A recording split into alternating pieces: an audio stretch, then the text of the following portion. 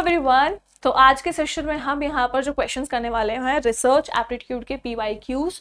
मैंने पिछले सेशंस में आपको रिसर्च के पीवाईक्यूज कराए हुए हैं। आज का जो सेशन यहाँ पर है ये कुछ स्पेशल है। स्पेशल क्यों है? क्योंकि मैं आपको वो क्वेश्चन यहाँ पे कराने वाली हूँ जो कि 2026 में आए हुए हैं, यानी कि आप कह लीजिए जो दिसंबर 2025 के क्वेश्चंस हैं। दिसंबर 2025 के क्वेश्चंस आज के सेशन में हम करने वाले हैं। तो चलिए स्टार्ट करते हैं विद द क्वेश्चन। अच्छा, आप लोगों का जो है यहाँ पे फॉर्म आ चुके हैं, तो जिन्हें भी फॉर्म फिल करना है जून एग्जाम के लिए, तो प्लीज जल्दी से जो है जून एग्जाम का फॉर्म जो है वो यहाँ पे फिल कर दें। ओके, चलिए, तो पहला क्वेश्चन आप सबके सामने है। Read the question. क्वेश्चन क्या कह रहा है यहाँ पर? सी द क्वेश्चन। यहां पे कहता है आइडेंटिफाई द करेक्ट स्टेटमेंट्स। इनमें से करेक्ट स्टेटमेंट हमको आइडेंटिफाई करना है। Panel study is the type of longitudinal research. Panel अध्ययन अनुदैर्ध्य शोध का एक प्रकार है। Cohort study is a type of longitudinal research. Cohort study जो है वो लॉन्गिट्यूडिनल रिसर्च है। या panel study is a type of cross sectional research, या cohort study is a type of cross sectional research. यहाँ पे बोला जा रहा है कि इनमें से कौन सा जो है लॉन्गिट्यूडनल रिसर्च है या फिर कौन सा जो है क्रॉस सेक्शनल रिसर्च है। तो हमने यहां पर on the basis of time, based on time, समय के आधार पर आपने दो तरह के रिसर्चेस बनाए हैं, क्रॉस सेक्शनल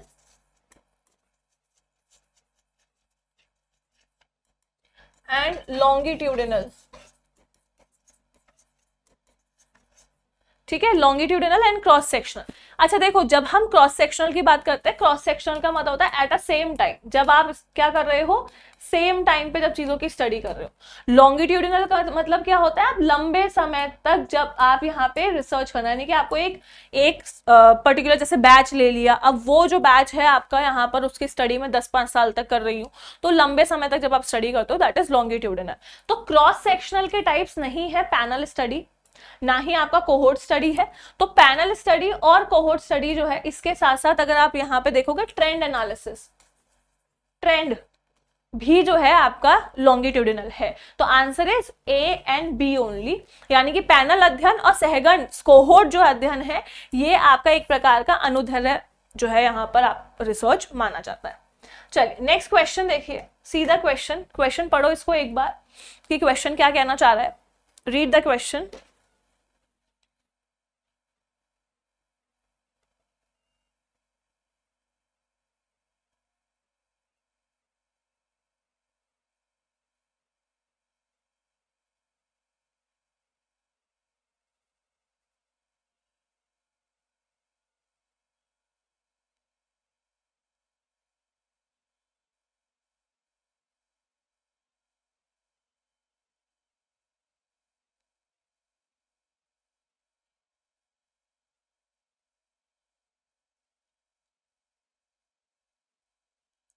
देखिए, in a research study group, a group that experiences the manipulated independent variable is generally known as. यहाँ पे कौन सा ग्रुप है जो मैन्युपुलेटेड इंडिपेंडेंट वेरिएबल बताता है?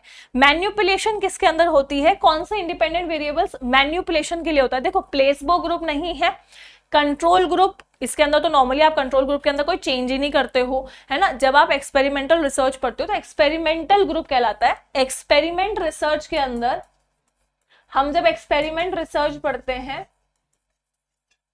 तो एक्सपेरिमेंट रिसर्च दो तरह की होती है, सॉरी इसके अंदर दो ग्रुप होते हैं। एक होता है आपका एक्सपेरिमेंटल ग्रुप, ठीक है, एक्सपेरिमेंटल ग्रुप, और एक होता है आपका कंट्रोल ग्रुप। तो कंट्रोल ग्रुप वो ग्रुप है जिसके अंदर कोई चेंज नहीं होता है, नो चेंज। और चेंज किस में होता है, मैन्युपुलेशन किसके अंदर की जाती है, एक्सपेरिमेंटल ग्रुप के अंदर ही मैन्युपुलेशन की जाती है। जैसे मुझे टीचिंग का अलग मेथड पढ़ाना है, तो मैं यहाँ पे मान के चलिए दो ग्रुप बनाए, जिसके अंदर मैंने एक तो पुरानी मेथड से पढ़ा रही हूँ जिसके अंदर कोई चेंज नहीं किया, और एक ग्रुप जिसके अंदर मैंने चेंज किया है, तो उसको हम यहाँ पे क्या कहेंगे, एक्सपेरिमेंटल ग्रुप कहते हैं, प्रायोगिक समूह कहते हैं। ओके, चलिए नेक्स्ट क्वेश्चन की तरफ चलते हैं। सीधा नेक्स्ट क्वेश्चन। डिस्क्रीट वेरिएबल्स पता करने हैं, असतत चरों के बारे में पता करना है।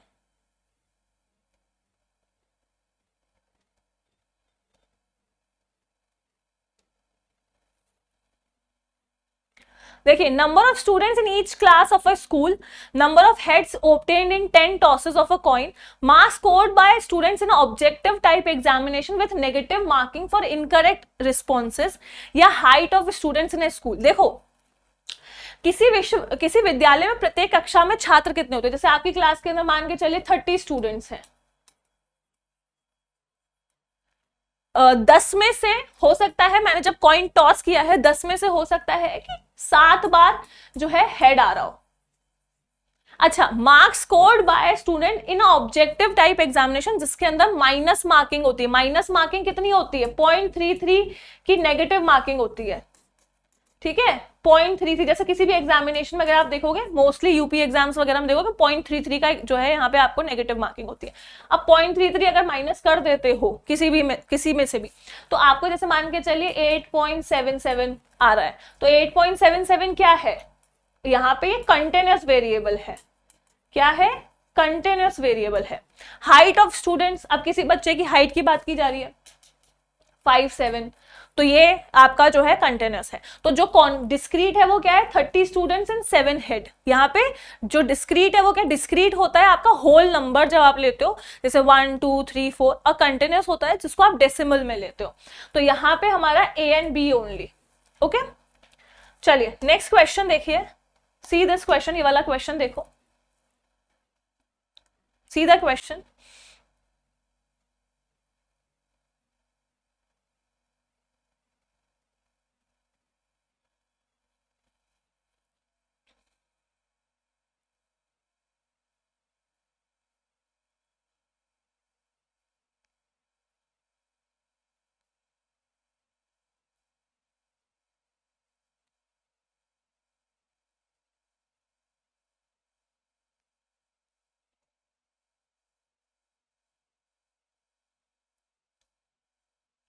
Arrange the following statistical measures in increasing order.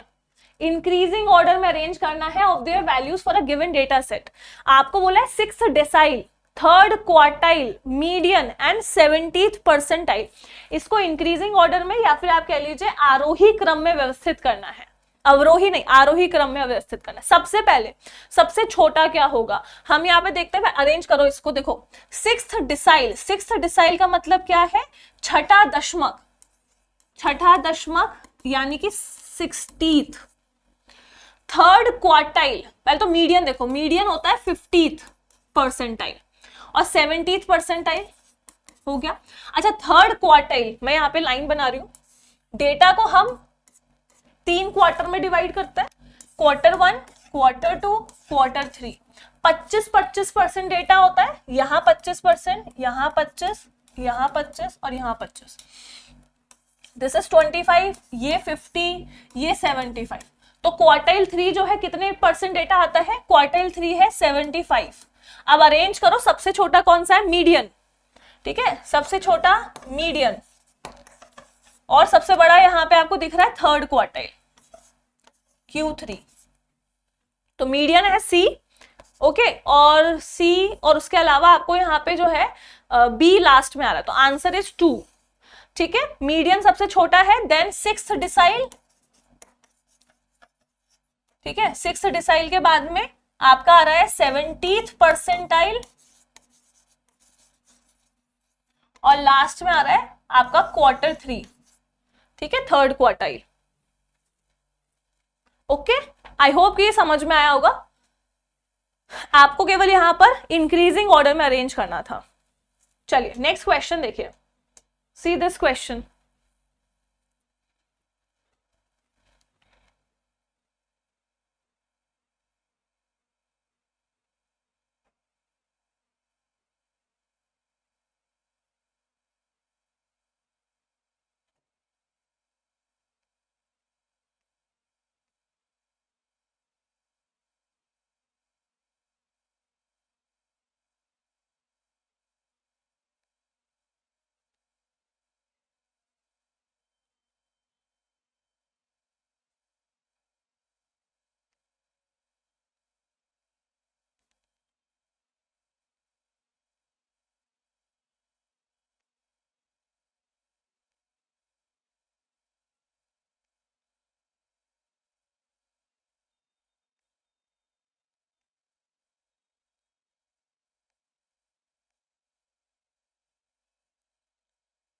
देखिए students T test is useful for testing the, T test हमने पढ़ा है, टी टेस्ट को स्टूडेंट टी टेस्ट भी कहा जाता है। क्या मेजर करने के लिए यूज होता है? पहली बात तो एनालिसिस ऑफ वेरिएंस नहीं होता है, एनालिसिस ऑफ वेरिएंस में हम एफ टेस्ट यूज करते हैं, ठीक है, एनालिसिस ऑफ वेरिएंस के लिए नहीं होगा, ये याद रखिएगा। एनालिसिस ऑफ वेरिएंस में हम जो है एफ टेस्ट यूज करते हैं। फिर कोफिश आपको यहाँ पे बोला गया है इंडिपेंडेंस ऑफ एट्रीब्यूट्स, इंडिपेंडेंस किस में चेक किया जाता है? काई स्क्वायर के अंदर। आप किसके अंदर यूज करते हो? काई स्क्वायर के अंदर। काई स्क्वायर के अंदर दो चीजें टेस्ट की जाती हैं, गुडनेस ऑफ फिट, ये मैंने क्लास के अंदर पढ़ाया हुआ है, गुडनेस ऑफ फिट और इंडिपेंडेंस। और एक चीज और याद रख लीजिएगा, होमोजेनिटी भी यूज की जाती है, समरूपता, होमोजेनिटी, होमोजेनिटी भी जो है काई स्क्वायर में देखी जाती है। तो टी टेस्ट के अंदर केवल और केवल सैंपल, दो सैंपल के मीन अगर है तो उसका डिफरेंस देखा जाता है और कोफिशिएंट ऑफ कोरिलेशन का सिग्निफिकेंस देखा जाता है। तो आंसर होगा A and C, fourth one, ठीक है। चलिए नेक्स्ट क्वेश्चन देखिए, सी दिस क्वेश्चन, ये वाला क्वेश्चन देखो, थोड़ा डिफरेंट है, एच इंडेक्स फाइंड आउट करना है हमको यहां पे।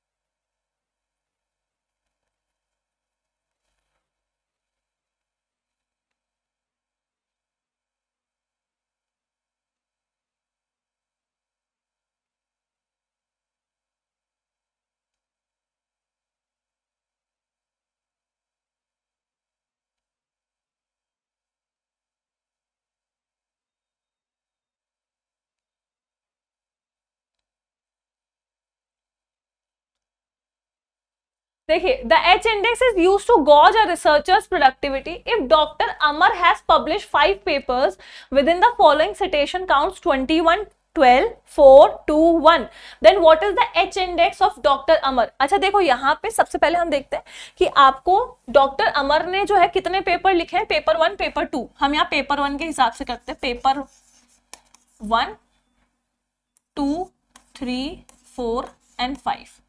अच्छा कितने सिटेशंस आ रहे हैं? एक में आ रहा है 21, एक में आ रहा है 12, एक में आ रहा है 4, एक में आ रहा है 2, एक में आ रहा है 1। अब इसको थोड़ा सा हम अरेंज करके देखते हैं 1, 2, 3 के हिसाब से। क्या मेरा पेपर 1 जो है इज ग्रेटर देन 1? बिल्कुल ग्रेटर देन 1 है।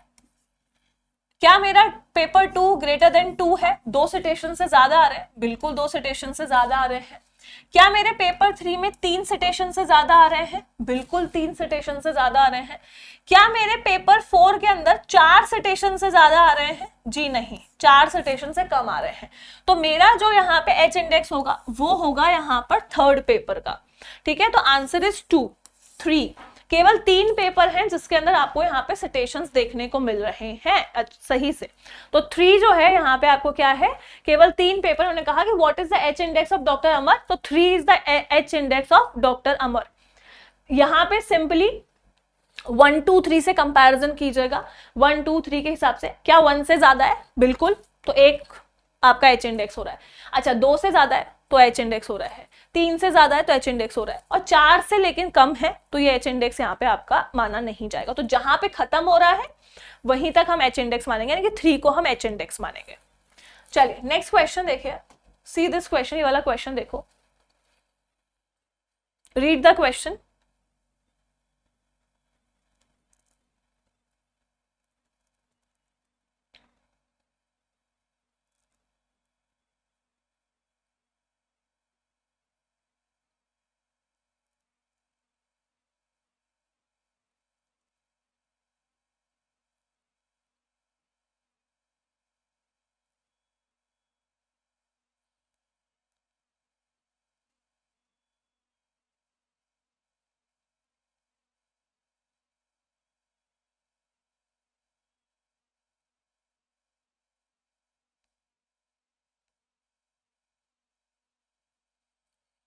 देखिए in a research context filling up many data collection forms by a single person without actual collection और genuine input will fall under. अच्छा यहाँ पे जैसे मैंने एग्जांपल दिया कि कोई भी XYZ पर्सन है, मैंने उसको बोला कि सबसे फॉर्म भरवाने की जगह पर तुम सबके फॉर्म फिल कर दो, इसे क्या कहते हैं? फॉल्सिफिकेशन, फैब्रिकेशन, प्लेजरिज्म या कॉन्फ्लिक्ट ऑफ इंटरेस्ट। देखो हित का टकराव तो है नहीं, साहित्यिक चोरी हम कर नहीं रहे हैं, फैब्रिकेशन और फॉल्सिफिकेशन। फॉल्सिफिकेशन होता है मिथ्याकरण करना, कुछ झूठ बोलना है, मैन्युपुलेट करना, ठीक है। यहां पे हम क्या करते हैं, मैन्युपुलेशन नहीं हो रहा है, फॉल्सिफिकेशन का मतलब होता है मैन्युपुलेशन,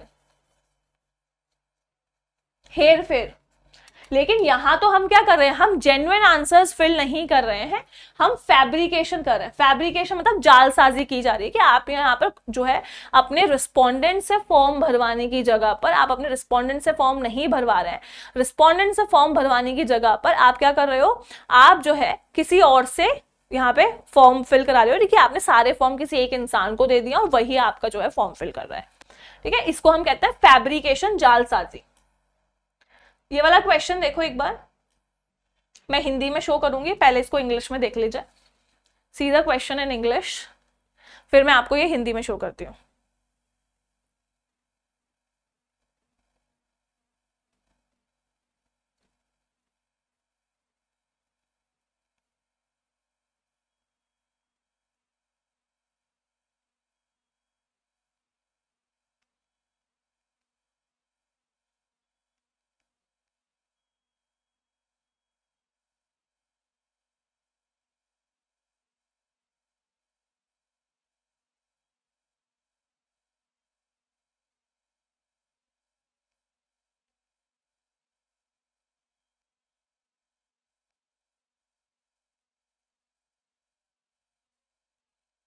इंग्लिश में हो गया, हिंदी में देखिए एक बार क्वेश्चन को।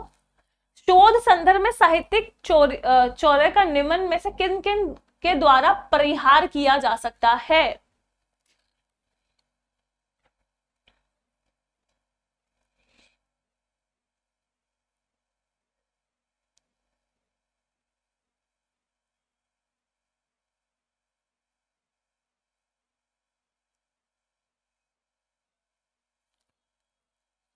देखिए शोध संदर्भ में साहित्यिक चोरी की जब बात की जाती है, प्लेजरिज्म की जब बात की जाती है, act of plagiarism can be avoided by, कैसे अवॉइड कर सकते हो आप इसको, प्लेजरिज्म को कैसे अवॉइड किया जा सकता है।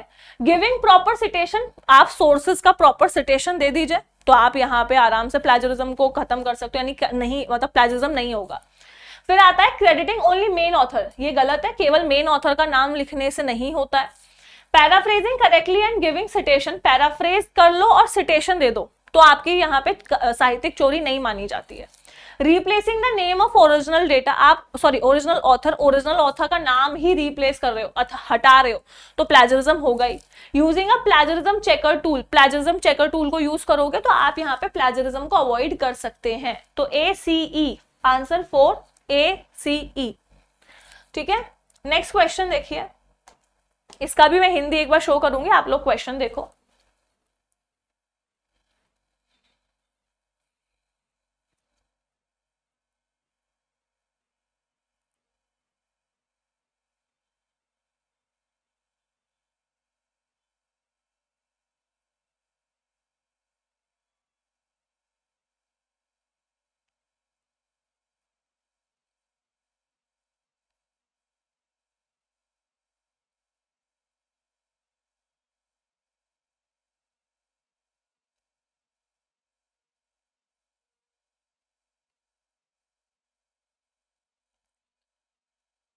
हिंदी देखें इसकी, सीधा हिंदी। सूची 1 और सूची 2 का मिलान कीजिए, शोध अध्ययन दिया हुआ है, शोध विधि दिया हुआ है। शहरी उच्च विद्यालय की मिश्रित नस्ल वाली कक्षा में समकक्ष अनोन्य क्रिया देखना, माध्यमिक स्तर विद्यालय में विद्यार्थियों के बीच बुद्धि का विकासात्मक पैटर्न देखना, नवी कक्षा के विद्यार्थियों की विज्ञान में उपलब्धियों पर टेलीविजन देखने का प्रभाव देखना और सीमांत समूहों की सामाजिक हैसियत पर शिक्षा का प्रभाव देखना।